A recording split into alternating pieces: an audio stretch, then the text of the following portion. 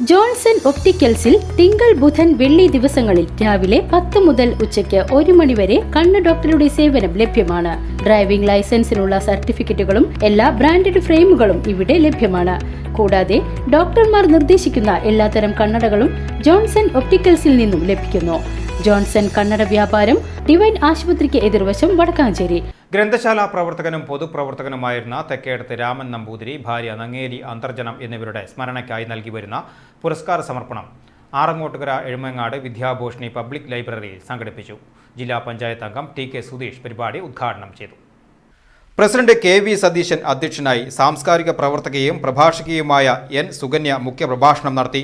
പഞ്ചായത്ത് സ്ഥിരം സമിതി അധ്യക്ഷൻ MG. Rajagopal, TLC president K. Janardhanan, വായനശാല secretary KP. Janardhanan, N. Susmitha, K. Raviprakash എന്നിവർ സംസാരിച്ചു. C.K. ശ്രീരാഗ്, R. അഭിജ എന്നീ വിദ്യാർത്ഥികൾക്കാണ് ഈ വർഷത്തെ പുരസ്കാരം സമ്മാനിച്ചത്. ചടങ്ങിൽ രാമൻ നമ്പൂതിരിയുടെ കുടുംബാംഗങ്ങൾ വായനശാലയ്ക്ക് പുസ്തകങ്ങൾ കൈമാറി.